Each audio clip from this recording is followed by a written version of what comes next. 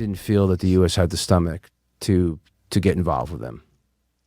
Yeah, I don't know that from like official intel reports or anything, but I'm guessing that's what was going on in their head because, yeah, they secured a territory and tried to hold it with conventional means and with conventional style military, and they just had to have known, like, dude, there's no way you're going to beat us at that. The only way that anybody successfully ever fought us is using insurgent guerrilla tactics.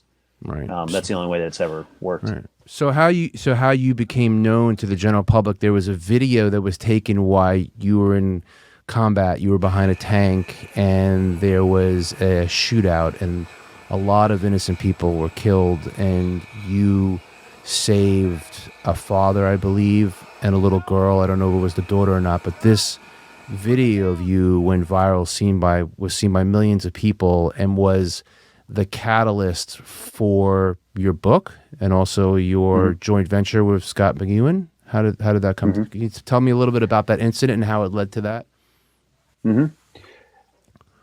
Yeah. So as I was saying, we were embedded with this armored unit. Well, one day it was May 4th, 2017. We found out that we were going to be going into Mosul, and so on May 4th, 2017, this entire Iraqi army armored division lined up and just literally just full on World War II style, everybody online, charged enemy lines kind of thing, attacked Western Wall.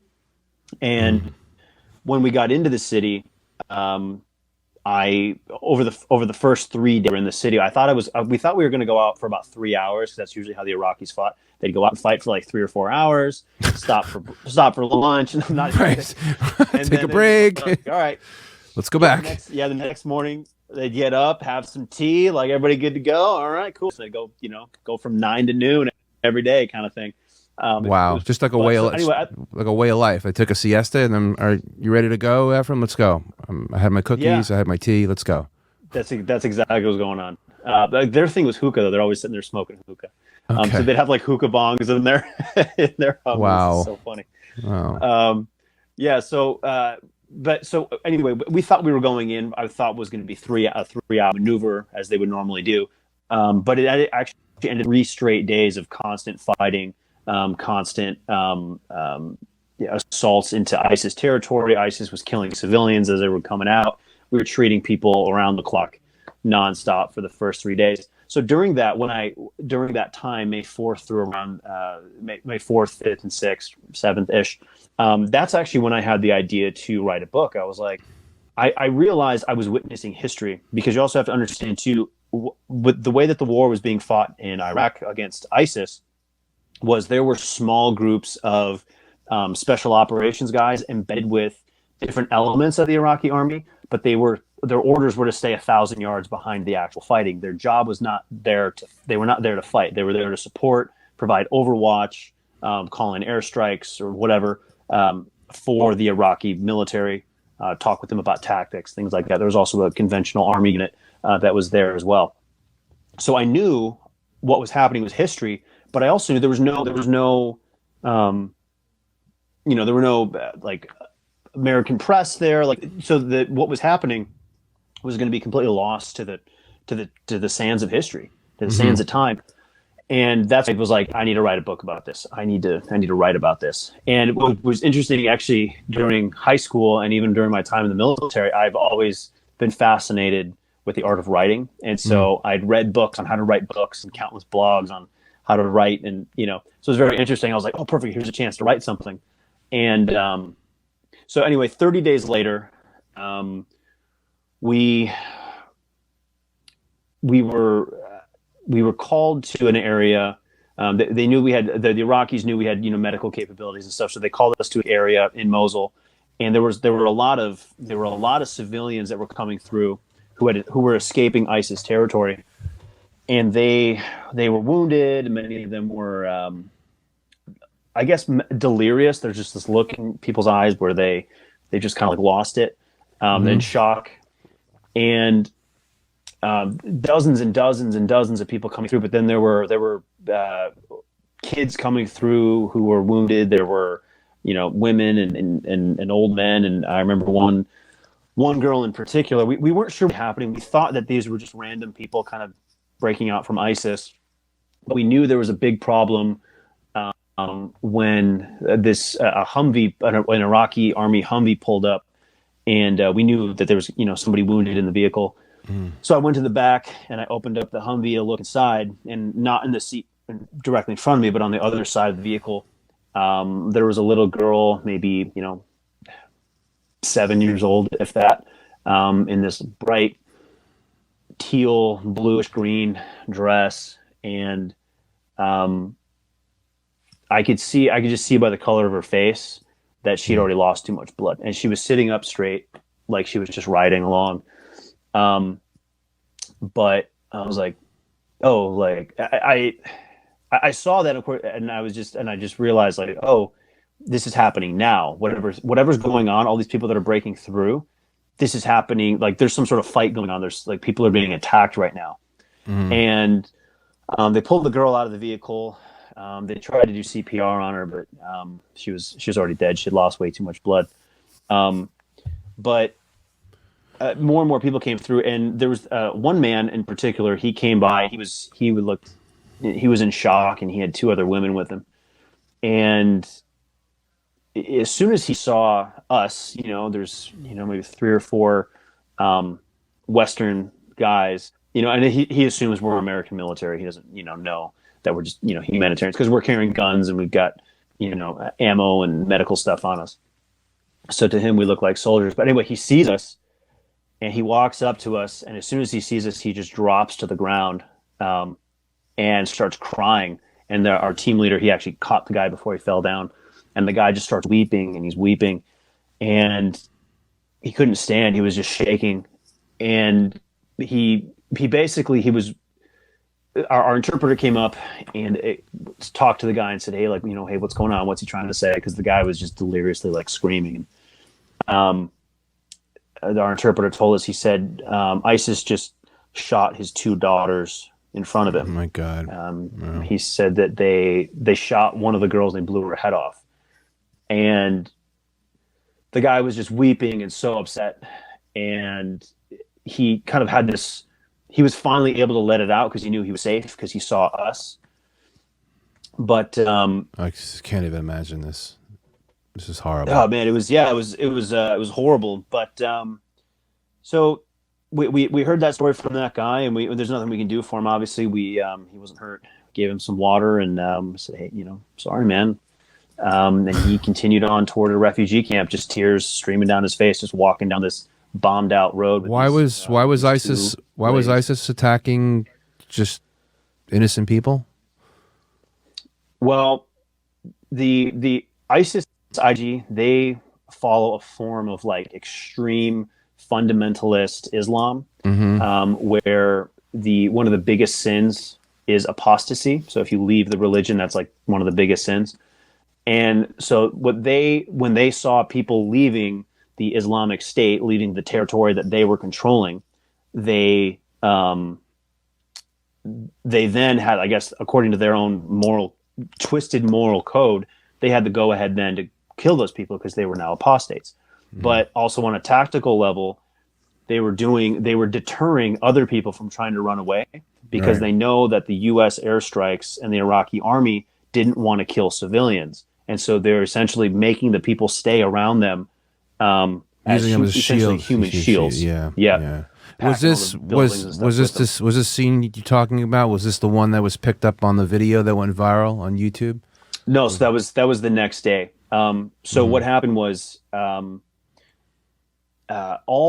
for the rest of the day we treated people, and then for the entire night we continued to treat people. People started just coming in out of the dark by ones and twos, with most of them were wounded at this point. These are people who had been shot and had survived and had waited for dark to sneak out of the area and then come to the Iraqi military.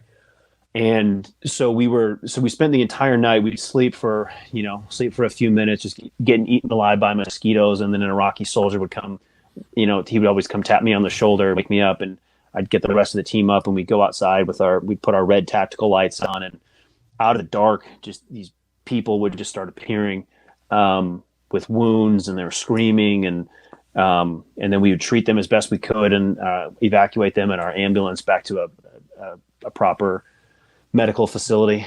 So that happened all throughout the night.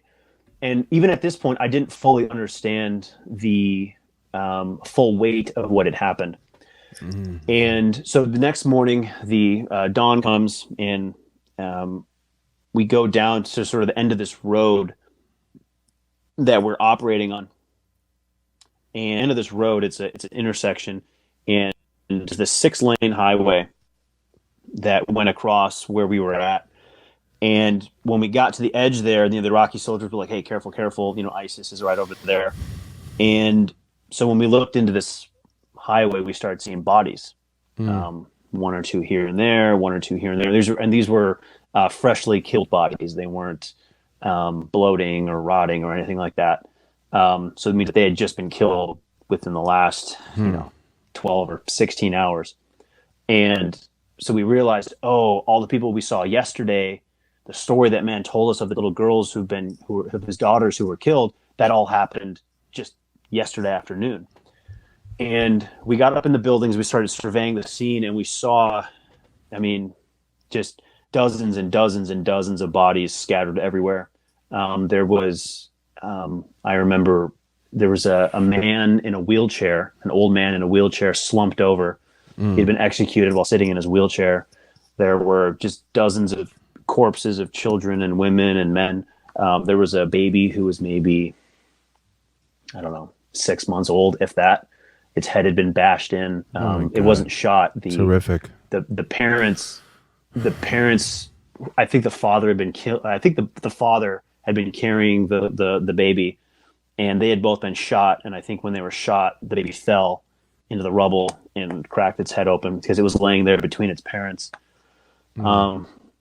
And so this is what we saw. Well, in the middle of all this, there was a huge pile of bodies of maybe a dozen or maybe 20 bodies up against a wall. And we started seeing movement. And we realized there were people still alive in this pile of bodies. And upon closer inspection, we saw that four of them were children, and 2 of them were adult men. Mm-hmm. And we saw this, and we were like, "Oh man, we gotta go get them." The problem was where they were located was literally maybe 50 to 100 yards away from a 4 or 5 story ISIS stronghold. It was an old hospital that ISIS had taken over and was using to defend the entire area. And they had we were told there was about 200 human shields inside that hospital. The old patients and people who had been in there were being used as human shields. And then the elevated position gave ISIS this firing position to shoot at all the different troops in the area. So the point is, we couldn't go out there and just try and get these kids. We would 100% die. 100%, you're going to get shot. You're right 75 yards away from ISIS. And so what we put together a plan where basically we wanted the Iraqi army to drive a tank down the road, and we would ride in a Humvee behind them, and then we would hop out of the Humvee, grab the kids real quick, throw them in the vehicle, and then we'd all just, shooting as wildly as we could. We would try and back out of there, with these patients. But the problem was the Iraqi army, they weren't going to send any Humvees. They weren't having it. And so they decided they would give us 1 tank. And our team leader, he actually called the general who was in charge of the area, the American Army general who was in charge of the area, and he requested a smoke screen. So the military, actually, the U.S. military actually put a drone overhead, and so they could see even better than we could the amount of devastation, because we couldn't see a lot of the bodies because they were like hidden in the rubble. But from an aerial point of view, they could see them all, and they realized this is not good. And so they agreed to give us a smoke screen using artillery. And so the American military artillery battery starts firing the smoke screen. These artillery shells come in, they explode in midair, and they send out this white phosphorus stuff that burns and throws up a smoke screen. And then the one Iraqi army tank that we had just drove straight down the street, right into the smoke screen, right into ISIS territory. And we ran behind. There were 5 of us, and we ran behind the tank to get up there. Once we got into position behind the tank, basically parallel to where this pile of bodies were and where the kids were. By the time we got out there, it was early afternoon, and 3 of the 4 kids that we had intended on rescuing had actually died already from heat exhaustion. They just basically been cooked in the sun, and so there's only 1 girl alive and these 2 adult men. Well, the video that went viral was the team leader.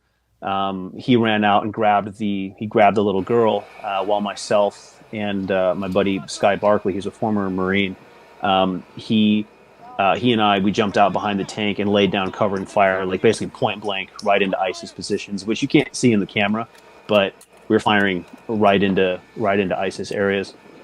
So our team leader, he got back with the girl, and then we all went out with no cover fire to get the 2 men. Once we got the 2 men behind the tank, we realized like we needed to try and carry them out of there. But the problem was there was so much rubble and debris, and I mean, at this point we're completely exhausted. I found ironically, there was this metal tabletop which was sitting in the middle of the road. I had no idea why it was there. I'm assuming somebody else was carrying somebody on it.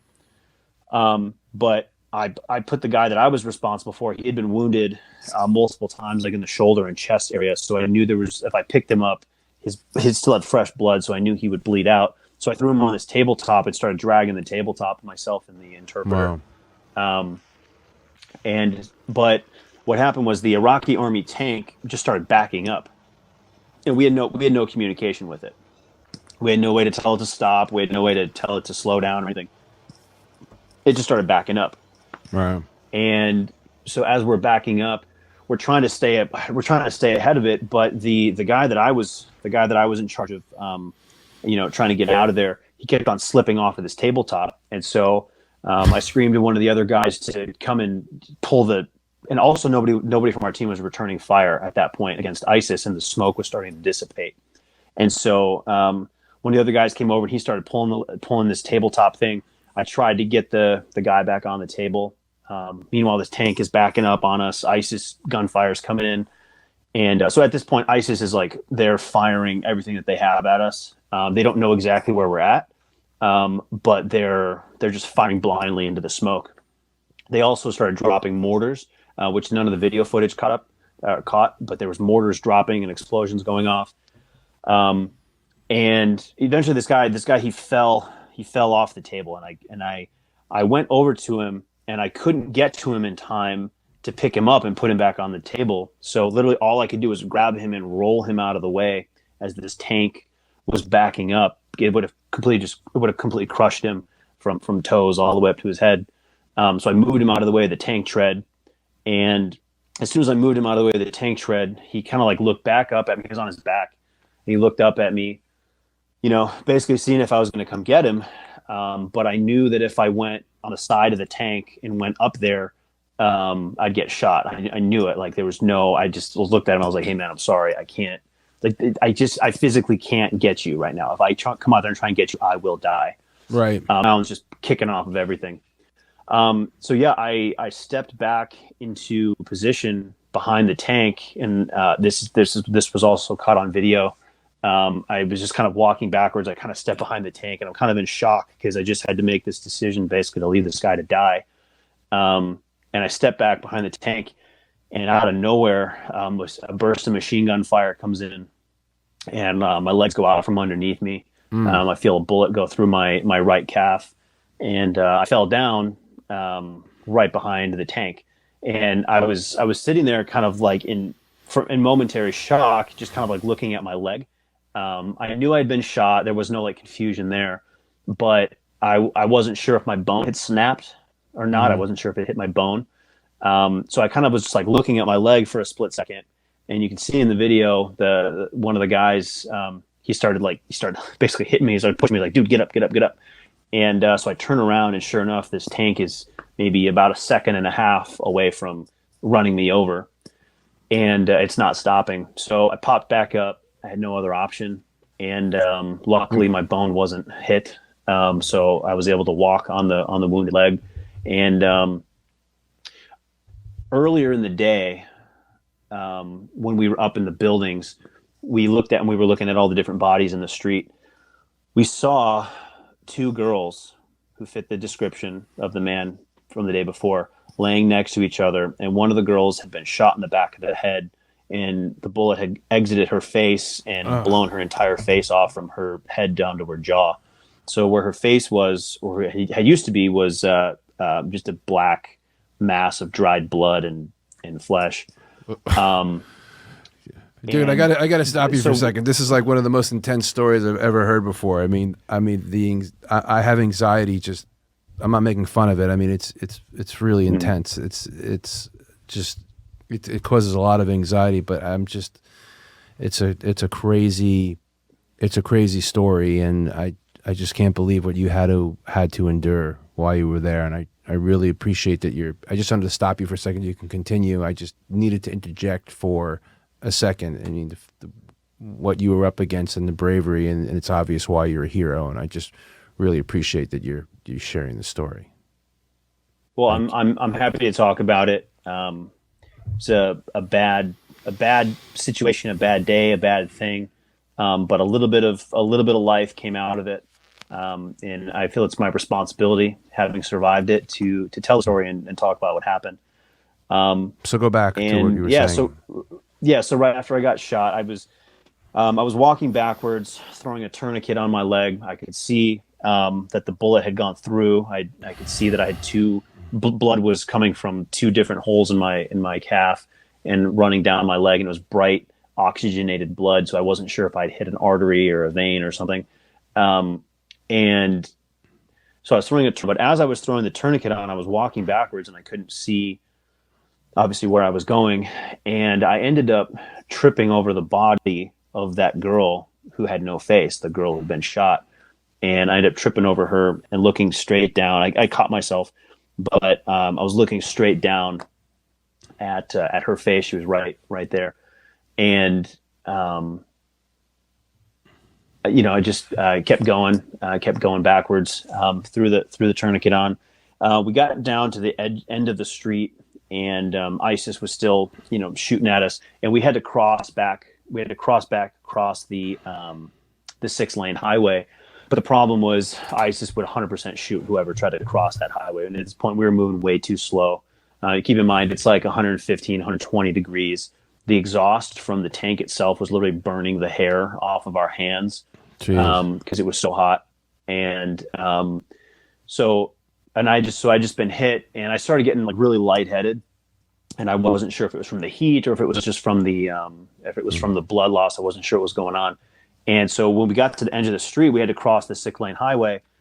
Well, we started screaming for the Iraqis to send us a Humvee. We're like, hey, Humvee's like, send us a Humvee. So we're screaming at them, like, send us a Humvee, because the armor, Humvee will actually be able to make it across the street. We can all load up into it, and nobody else will get shot. Well, no, they weren't sending anybody. And so we didn't have time to sit there and play any games. There was no other option. And I was already hit. So I was like, well, I'm pretty much expendable at this point to the team, if you will. And the decision that I made, I was like, well, if I go down, it doesn't matter. So I said, I'm going to move across the street. And so I ran across the street as fast as I could on the wounded leg. And ISIS immediately opened fire. But, it's pretty hard to hit a perpendicular moving target, especially if you're not expecting it. And so the other guys were watching. My buddy later told me he said he could see the bullets landing right behind my feet as the ISIS guys were trying to shoot me. The bullets were just right behind me. It's crazy. I made it across the street in one piece, thank God. And I got screaming. I was like, hey, send a Humvee. And finally the message got across. They were like, oh, they need a Humvee. and I saw someone hop in a Humvee and get ready to go out. So I was like, okay, cool. My mission's accomplished. And at that point, a couple of other medics from our team who weren't on the mission, they cut my pant leg off, put on a new tourniquet, and twisted iodine-soaked gauze into both entry and exit wounds on my leg. Mm-hmm. And I was just like laying in the dust. And ironically, what's the cool part, honestly, my favorite part of this whole story is there was a French journalist who was embedded with us at the time, and he was taking a lot of the photos and videos and things. When he heard that we needed a Humvee, he jumped into a Humvee and was the one that went and rescued the team.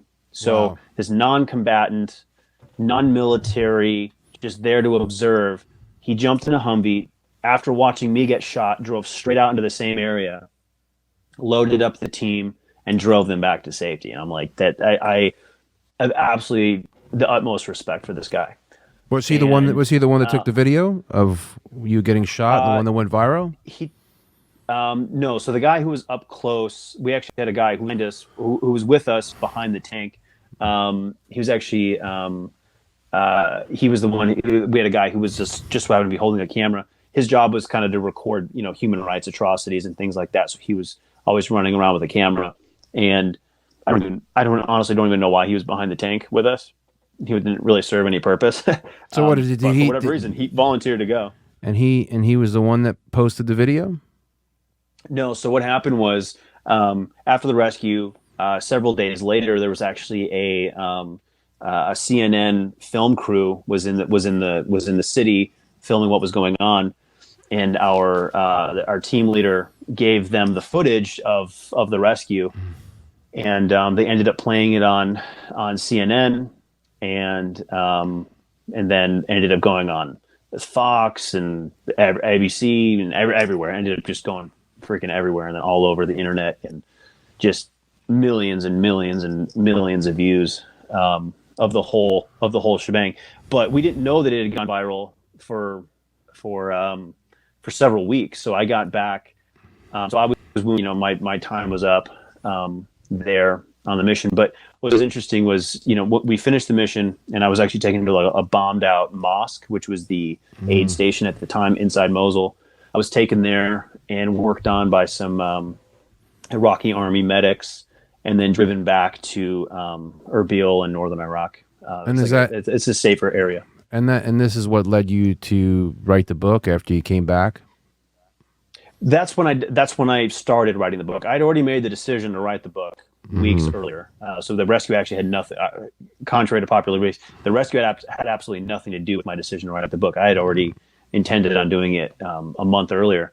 But yeah, so I got back to the city in northern Iraq, and I spent a night in a Iraqi or in a Kurdish hospital and a ward with a bunch of other guys who'd been shot in Mosul, all Kurdish. There were no other Westerns. And actually, in the middle of the night, the Kurdish intelligence, they sent an operative to come in because they heard that there was some white guy with a beard in this ward who'd been shot around Mosul.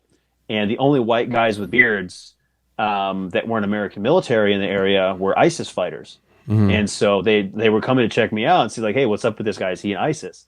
And so they interrogated me. It was fine. They just asked me a bunch of different questions. There's literally in the middle of the night. That is literally the craziest, most insane. I mean, it just totally as much as one person can be there while you're listening to someone tell the story, and I'm sure it's it was more than traumatic for you. I can't even have empathy to understand how you felt at the time, and I appreciate you sharing that story. And I don't know if it was hard for you. If it was, I appreciate your willingness to tell it and to share your experience, because I think it's going to be meaningful for people to understand what someone like yourself would go through or did go through during that kind of experience, and what the soldiers from our country or humanitarian fighters went through, on behalf of the innocent people around the world, so we could have the freedom that we have here now.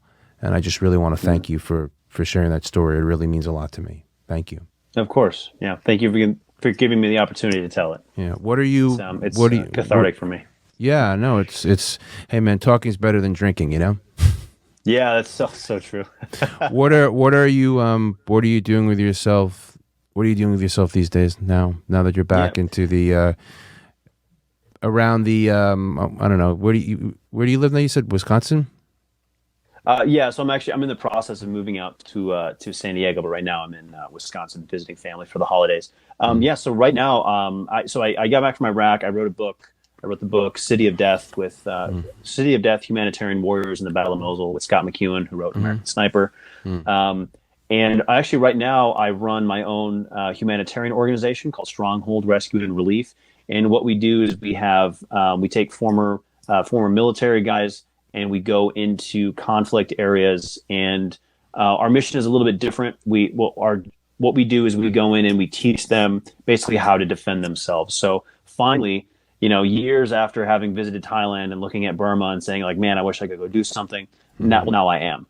And we have a full-time rescue team of former military guys who live there in Burma. They're local ethnic Burmese guys and from one of the local tribes. And they are full-time. We've trained them on how to respond when the government attacks the people. We respond them on how to defend and evacuate and move the people out of there. And then we also provide, sort of immediate needs and food and shelter and things like that for the people, but just for a few days until the larger organizations can get in there and kind of do long-term care for the people. Who hires you for that? How do you Nobody hires me. So Stronghold Rescue and Relief, we're a 501c3 nonprofit organization. We subsist completely off of the donations of people. It's a tax deductible donation. And yeah, most people, we basically subsist off of a lot of different people who each give, $5 a month, $10 a month, $30 a month kind of thing, and help support you. Is there to do it. Is there a website for people that will be listening to this if people want to find out more about this organization? Yeah, go to strongholdrescue.org and you can check me out there, or check out the organization there. And then I'm also posting stuff about it on my own personal social media as well. Yeah. Well, the way things are going on in the United States these days, we might need a service like this right here on our own. I know. On our own soil. I might be calling you. Yeah. That's the funny thing. I'm always like maybe I'm just getting prepared for when we all implode over here. Are you? Do you ever come to New York? Do you ever come to New York at all? I don't usually spend a lot of time on the East Coast. I'm more of a West Coast and Midwest kind of guy. Listen. Yeah, I have been out there and it's a cool spot. Manhattan's pretty cool. Well, there's a couple things I can do for you if you do come. Number one, there's always a bed for you here if you ever want to stay in New York. My wife and I would love to have you, and that'd be awesome. And I can take you up on a helicopter ride around the city anytime you want. I'll fly you myself. Oh man, we seriously need to do that because before we were talking, I get motion sick in airplanes and stuff really bad. I've puked in the back of planes and boats, which is crazy, I know, because I was a SEAL. But I always get seasick and airsick. But I never got sick in helicopters. So yeah, I'd love to go up in a helicopter. All right. Man. Well, you told me your story tonight, and see how that goes. I owe you a helicopter ride. All right. Oh man, that sounds awesome. All right. Thanks, man. I really appreciate you being here. Thanks so much, Jeff, man. You're an awesome dude. Thank you, man. This was fun. All right. I'll talk to you soon. I'll be in touch. Okay.